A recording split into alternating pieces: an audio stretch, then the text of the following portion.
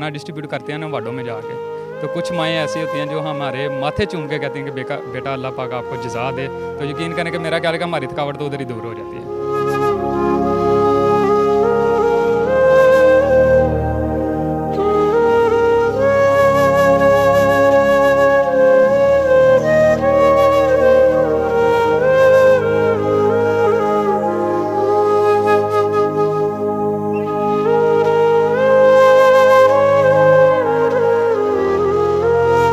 मैंने खुद इस बेंच पे रात गुजारी हुई है अपने बच्चे के लिए, इसलिए मुझे पता है कि जिसे पंजाबी कहते हैं की पा वेखदी है।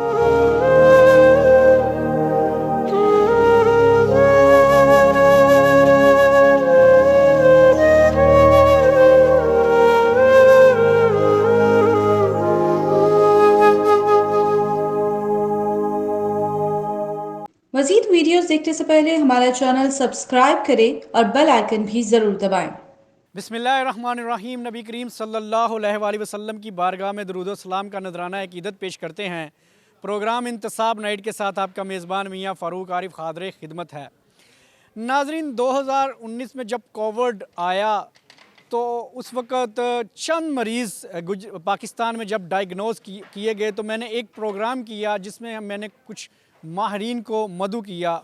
उसमें एक डॉक्टर साहब को जब मैंने मदऊ किया और उनसे जब मैंने सवाल किया कोविड के हवाले से, तो उन्होंने उस वक़्त बड़ी अजीब गरीब जो है ना वो पेशीन गोई की। उन्होंने कहा कि पाकिस्तान का शायद ही मियाँ साहब कोई ऐसा शख्स होगा जो कोविड से बच पाएगा। ये मेरे लिए बड़ा ही हैरान कुन और हालात देने वाली बात थी। मैंने कहा गुजरांवाला में बैठकर आप इस तरह की प्रोडिक्शन कर रहे हैं तो ये तो बड़ी हालात देने वाली है, बड़ी सनसनीखेज़ है। तो उन्होंने कहा मियाँ साहब आप देख लीजिएगा ऐसा ही होगा। उन्होंने कुछ उसकी आइडेंटिफिकेशन इस तरह से बयान की कि कुछ 70% लोग ऐसे होंगे जिनको कोविड होके चला जाएगा, लेकिन उनके अंदर इम्यूनिटी इस किस्म की होगी कि उनको पता भी नहीं चलेगा। 15% ऐसे लोग होंगे जो माइनर होंगे और वो छोटी मोटी अद्वियात खाने के बाद सेहतयाब हो जाएंगे। उनमें से 10% ऐसे होंगे जो थोड़ी देर के लिए हॉस्पिटलाइज्ड होंगे और उनमें से 5% ऐसे लोग होंगे जो इंतहाई क्रिटिकल होंगे। अब हमने उन 5% लोगों को बचाना है। ये बड़ी हैरानकुन मेरे लिए बात थी, लेकिन वक्त गुजरता गया और आहिस्ता आहिस्ता हमने देखा कि बिल्कुल ऐसा ही हुआ। उन्होंने पहले ही इस बात पे इन्फॉर्म कर दिया था कि लॉकडाउन भी लगेगा, आपको पूरी दुनिया बंद होती नजर आएगी। ये हमारे लिए एक बड़ी हैरानकुन बात थी और हमने फिर देखा कि वाकई वक्त ने हमें दिखलाया कि चंद ही महीनों बाद लॉकडाउन हो गया और पूरा पाकिस्तान नहीं बल्कि पूरी दुनिया को बंद कर दिया गया जहाँ जहाँ पर भी कोविड आया था। तो ये हैरानकुन प्रोडिक्शन मुझे की डॉक्टर असद इम्तियाज़ ने, जो बानी हैं फ़ातिमा असद वेलफेयर प्रोग्राम के। आज हम उन्हीं के प्रोग्राम के हवाले से यहाँ पर DHQ हॉस्पिटल में यहाँ पर उनके दस्तरख्वान पर मौजूद हैं, जहाँ पर उन्होंने वसी पैमाने पर सहर व अफ्तार का इंतज़ाम किया है। ये अपनी नौइयत का डिफरेंट प्रोग्राम है और ये वाहिद NGOs है जिसने सिर्फ अपने प्रोग्राम्स के लिए खती रकम नहीं खर्च की बल्कि दीगर NGOs को भी, जिनमें सुंदस फाउंडेशन और किडनी डायलिसिस सेंटर अंजुमन फलाह इंसानियत के तहत जो DHQ हॉस्पिटल में चल रही है, उसके साथ साथ फातिमातुल बन्नात मदरसा और सलाई सेंटर्स और कई ऐसे घराने हैं जिनकी फ़ाइनेंशली भी इमदाद की है। उनको माहाना जो है 3000 से 5000 का वजीफ़ा भी दिया जा रहा है। तो ये वही डॉक्टर असद इम्तियाज़ हैं जिन्होंने मेरे प्रोग्राम में आकर इस बात की पेशीन गोई की थी कि कोविड किस तरह से फैलेगा, कितने लोग इसमें जो है इन्वॉल्व होंगे और किस तरह से इससे बचा जाएगा और किस तरह से लॉकडाउन होगा। आइए हम चलते हैं आगे और उनसे बात भी करते हैं और आपको इस प्रोग्राम के अगराज़ व मकासद भी बताते हैं। जी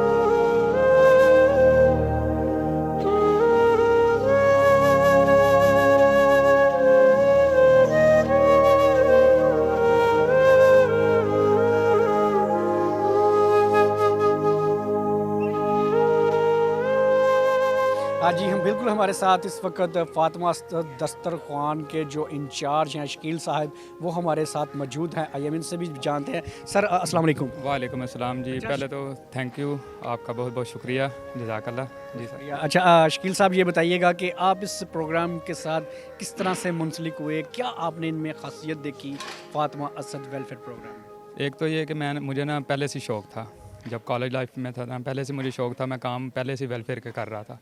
तो जब डॉक्टर साहब से अटैच हुआ, इनकी मुलाकात मेरे साथ वाबडा हॉस्पिटल में हुई थी और अल्हम्दुलिल्लाह अरसा 3.5 साल से इनके साथ ही मैं चल रहा हूँ। इनमें ना एक ये खासियत है कि ये किसी भी अफराद को ना जो ज़रूरतमंद है उसको वापस नहीं भेजते। सबसे बड़ी बात ये है कि ये खुले दिल के मालिक हैं और अल्हम्दुलिल्लाह मुझे इनके साथ काम करते हुए 3.5 साल हो गए और मैंने ना बहुत प्राउड फील किया है। और जो आज तक मुझे डिज़र्विंग बंदा नज़र आया ना, उनकी इन्होंने ज़रूर हेल्प की है। और यहाँ पे अल्हम्दुलिल्लाह हम 12 महीने हमारा चल रहा है यहाँ पे दस्तरखाना, आपको पता ही है। और सुबह और शाम 2 टाइम हम खाना दे रहे हैं। फ्राइडे और संडे हमारा 3 टाइम है, नाश्ता भी चल रहा है। और डेली बेसिस पे हम खाना जो चेंज कर रहे हैं, मतलब जो हम घर में खा रहे हैं वही हम इधर सर्व कर रहे हैं। आप शकील साहब ये बताइएगा कि डेली बेसिस पे कितने लोग ये खाना खा रहे हैं और इसका मेन्यू किस तरह से आप लोग डिसाइड करते हैं?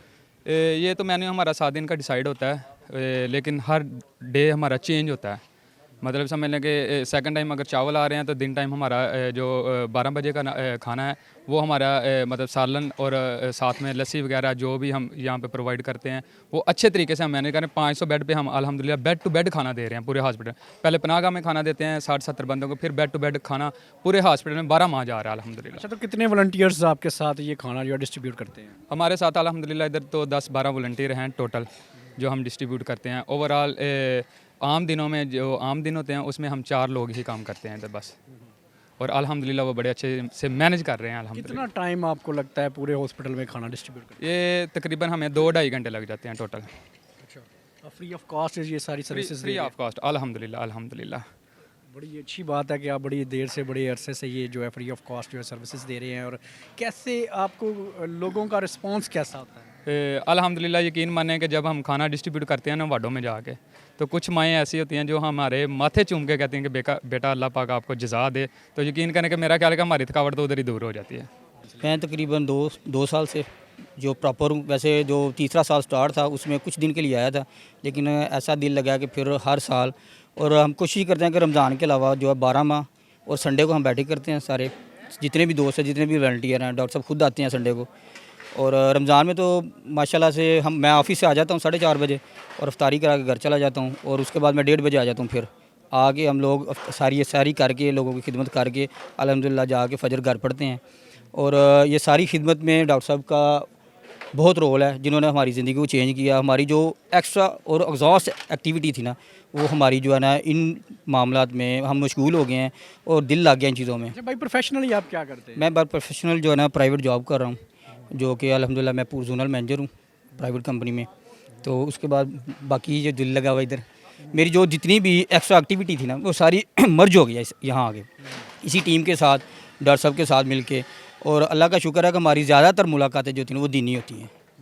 हमारा जो ग्रुप बना है उसमें मोस्टली हमारी दीनी मामला होते हैं, कमी बेशी हो जाती है, डॉक्टर साहब से कोई मामला शेयर करना होता है।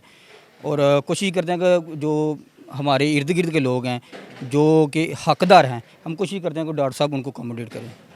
डॉक्टर साहब से सहूलत लेके देते हैं, डॉक्टर साहब से मेडिसिन वगैरह के सारा मामला का कोई टीम हमारी हेल्प करती है सारी जी। अच्छा, आप ये बताइएगा कि आपको इस सारे प्रोसेस में जो है आपने ये देखा होगा कि मुश्किलात भी पेश आती हैं। क्या मुश्किलात आपको पेश आती हैं? अक्सर तो कहते हैं कि जी अच्छे रास्ते पे चला जाए तो मुश्किलात तो लाजमी है। हम लोगों के ना रवैये से बहुत थक जाते हैं। एक तो सारा दिन काम करना होता है अपना प्राइवेट या जॉब को, अगर यहाँ आना, फिर एक तो गर्मी ज़्यादा है। लोगों को जो रिस्पेक्ट देना चाहते हैं वो हमारे मेहमान होते हैं। हमारी कोशिश होती है कि हमारी तरफ से इन खिदमत में कोई मौका या कमी ना रह जाए कि ये लोग हर्ट हो के यहाँ से उठें, कोशिश होती है। लेकिन ये लोग ना हमें इस तरह तंग करते हैं कि कहा ना कि आप लेडीज़ यहाँ बैठेंगी तो वहाँ मर्द बैठना शुरू हो जाएंगे। ये छोटी छोटी मामलात आते हैं। वो कहते हैं कि बर्तन नहीं लेके जाने, वो बर्तन ले जाएंगे। कहते हैं कि वार्ड्स में हमने खाना लेके जाना है, ज़रूरी लेके जाते हैं। तो हम कहते हैं कि डॉक्टर साहब से आप इजाज़त ले जाएँ, हम तो देने को तैयार हैं। लेकिन ये छोटी छोटी मामलात हैं वो ज़बरदस्ती ये मामला हो जाए। वैसे हमारे लिए सूरत ये है कि हम जो रमज़ान के बाद हम बेड टू बेड देते हैं, हमारी कोशिश ये होती है कि हम ऐलान भी कर देते हैं अफ्तारी दे के सबको कि अफ्तारी के बाद जितना खाना बचेगा जिसने लेके जाना वो मिल जाएगा। अब कोशिश करें यहाँ बैठ के अफ्तारी करें, हमें खिदमत का मौका दें। ये छोटे छोटे मामला तो ये साथ साथ चलना ही है, साथ साथ बहुत शुक्रिया आपका। जी बिल्कुल, हमारे साथ इस वक्त मौजूद हैं फ़ातिमा असद वेलफेयर प्रोग्राम के बानी जो हैं डॉक्टर असद इम्तियाज़ साहिब। आइए हम इनसे जानते हैं। अस्सलाम वालेकुम सर।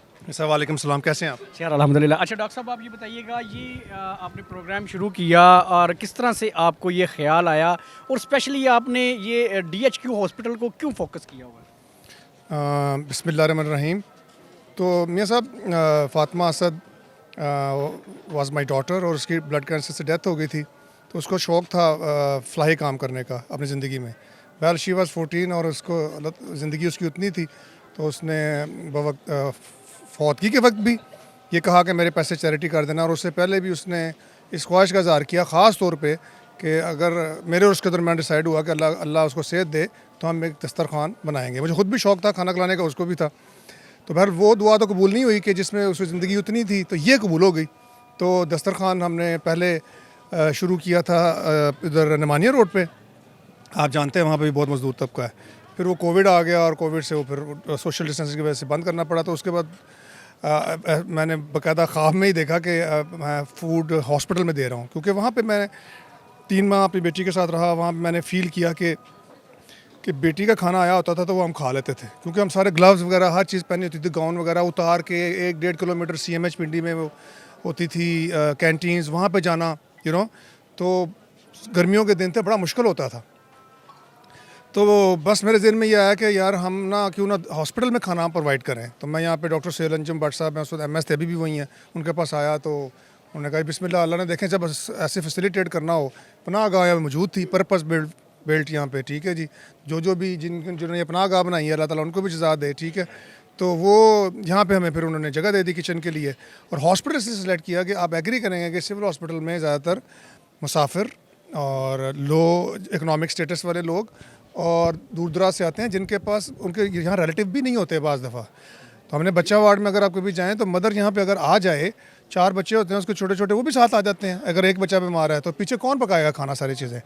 और दूसरा मैं ये फ़ील करता हूँ कि बाज़ दफ़ा गली मोहल्लों में जब आप दस्तरखान बनाते हैं तो बाज़ दफ़ा वहाँ के लोग भी थोड़े से ना उसको मिसयूज़ भी करते हैं अपने। ये एक ऐसा दस्तरखान है जहाँ पे रोज़ डेली की बेसिस पे बेनिफिशरी चेंज होंगे बेनिफिशरी सर जी, नए आएंगे, दूर दराज के इलाके से आएंगे।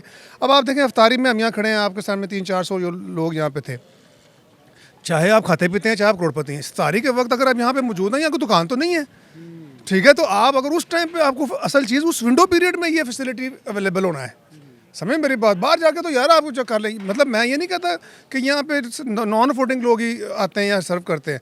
यहाँ आके बीमारी के समाइश में करोड़पति भी और वो करोड़पति भी बराबर है, तो उसको हमने फैसिलिटेट करना है। अच्छा डॉक्टर साहब, ये बताइएगा कि फ़ातिमा असद वेलफेयर प्रोग्राम जो है ये सिर्फ दस्तरखान की हद तक महदूद है या इसके कोई और भी प्रोजेक्ट्स हैं? ये सब अभी आप रोड क्रॉस करेंगे, मैं आपको अंदर बता रहा था अपना गाँव में कि अभी यहाँ से मैंने इफ्तारी करके सामने फ़ातिमा असद वेलफेयर क्लिनिक है। तो जहाँ पे हम 200 रुपये में या 500 में, जो हमें लिखा हुआ है फैद पोश 500 दे दे, 200 वो जो मुस्तक है उसकी है। क्लिनिक हो ना रात 11 बजे तक चलना है फजल खुदा। और वो आपसे बात हो रही थी कि वो एक ऐसी चैरिटी है जो अल्लाह ने मुझे एक स्पेशलिस्ट बनाया है, नाम दिया है। और आपका जब नाम अल्लाह बना देना तो लोग कहते हैं सर डॉक्टर साहब स्वाद चुंडी भी दे दे रहे, आराम आ जाता है। तो इसलिए ये भी हमें फ़ायदा होता है। तो बहुत सारे लोग कहते हैं जो आपको बाज़ दफ़ा, वैसे तो जहाँ मैं प्राइवेटली बैठता हूँ वहाँ पर भी फ़ीस मुझे कोई कहे मैं कम कर देता हूँ, लेकिन फिर भी ऑब्वियसली वो एक सेटअप प्राइवेट है। तो मैंने सोचा क्यों ना अलहदा से उनका किया जाए। फ़ातिमा असद मदरसा है, मदरसा लिल बनात, जिसमें 200 बच्चियाँ पढ़ रही हैं, ठीक है। फ़ातिमा असद वाटर प्रोजेक्ट्स हैं जिसके ज़रिए ये आपके सामने अगर आप देखें, अगर दिखाएं, ये सारा शेड लग रहा है, मुसाफिर खाना अल्हम्दुलिल्लाह हम ना अल्लाह के दिए से कर रहे हैं। लोग यहाँ पे कचरे के बड़े ढेर है, यहाँ हॉस्पिटल की वेस्टेज सर ये लेवल किया है, और ये आरओ प्लांट लगा है यहाँ पे, हर चीज़। अभी ऊपर फाइबर शीट लग रही है, देखें खुले आसमान के तले, वो देखो टेनेंट्स बैठे हुए हैं, दिखाएं तो वो बारिश आसमान में गर्मी में बैठे होते हैं, वहाँ लेटेंगे आराम से। देखें ना लोहाई की इनके वो आते हैं, एक बंदा लाउड होता है CCO सामने, बाकी कहाँ जाए।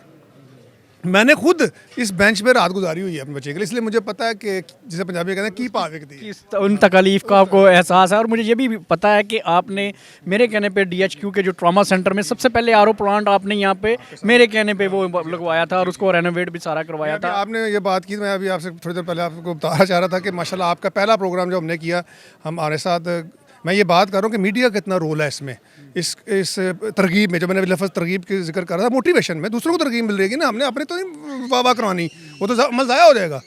तो क्यों हम खड़े हैं यहाँ पे, कि तरगीब है, दूसरे लोग देखें, वो भी अपने विसिनिटी में करें, इसको भी बढ़ावा मिले। तो आपने याद है आपने प्रोग्राम किया और उसमें दाएं तरफ गुड्डू शाह साहब थे, ये जो डायलिसिस सेंटर बना रहे हैं यहाँ पे माशाल्लाह 50 बेडेड, इधर सरफराज साहब थे सुंदर फाउंडेशन वाले, उनसे तारुफ हुआ। आप सोच नहीं सकते कि उनके साथ मिलकर हमने कोलैबोरेशन में कितने कार्य खैर के काम किए, बुलवाया आपने। क्या क्या किया उनके साथ मिलकर? देखें माशाल्लाह वो हम फातिमा असद वेलफेयर ने प्रैक्टिकली बायस बनी है कि उनको 4 डायलिसिस मशीनें जो है ना वो उनको रेज़ करके हमने, कितनी मालियत की वो डायलिसिस मशीन? आपके 16 लाख की एक मशीन आती है, ठीक है ना। तो वो ये नहीं कि मैं फिर आपको, मैं डॉक्टर की डायरी के नाम से लिखता भी हूँ, वो मैंने गुर्दावाश पे डायरी लिखी, वो हमारे पढ़ने वालों ने पढ़ी। और ख़ास तौर पे मैं यहाँ मैं शुक्र अदा करूँगा जो हमारे एक्सपेट्रिएट्स हैं जो बाहर रहते हैं पाकिस्तानी, उनके दिल ज़्यादा धड़कते हैं अपने मुल्क के लोगों के लिए, कि ज़ाहिर है वो खुद से नहीं कर सकते, तो वो दूसरों की नज़र से, दूसरों के हाथों से वो ये मज़ा लेना चाहते हैं, ठीक है। और उनको ट्रस्ट वर्दी बंदा मिलना चाहिए। और सोशल मीडिया अब ऐसा आ गया हुआ है यार, अगर उन्होंने कहा है कि यार दस्तरखान में आप हम ये करते हैं, हालांकि हम पब्लिक डोनेशन नहीं लेते, ना ही हमारे वो ऑर्गेनाइजेशन, ये 8-10 लोग मिल के ये जो कर लें, जिनके दिल में अल्लाह खुद ही डाल दे, ठीक है, तो वो उनको हम आप देख लेंगे वो खुद ही, तो उनको खुद ही पता चल, तसल्ली हो जाएगी उनकी।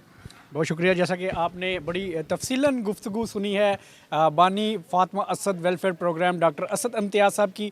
उनका ये कहना है कि हम बाकायदा तौर पर किसी से डोनेशन नहीं लेते। उन्होंने एक जो मिशन के तहत ये प्रोग्राम जो है वो शुरू किया है। और उनकी जो बेटी थी 14 साल की थी जब उनकी ब्लड कैंसर से डेथ होगी, और उन्होंने इसको अपने दिल से इस तरह से लगाया कि उन्होंने एक मोटिवेशनल अपनी लाइफ को बना लिया और उनको सदका जारिया के तौर पर लिया। और उनका ये स्लोगन है कि जाते हुए चिराग बुझाकर नहीं गया। और वाकई वो हमें अमली तस्वीर नज़र आ रही है। ये अल्फाज कहते हुए नाजरीन मेरे भी इस वक्त रोंगटे खड़े हो चुके हैं, और वो फीलिंग्स जो हैं नाकाबिले बयान हैं फीलिंग्स। और देखिए ये शायद हमारे शहर की नहीं बल्कि हमारे मुल्क की वाहद ये NGO होगी जिसने सिर्फ अपने प्रोग्राम को ही कंटिन्यू नहीं रखा, बल्कि इसने दीगर NGOs भी, जैसे Sundas foundation, blood cancer thalassaemia के जो वहाँ पर सैकड़ों हज़ारों बच्चे इस वक्त वहाँ पर ज़िंदगी और मौत की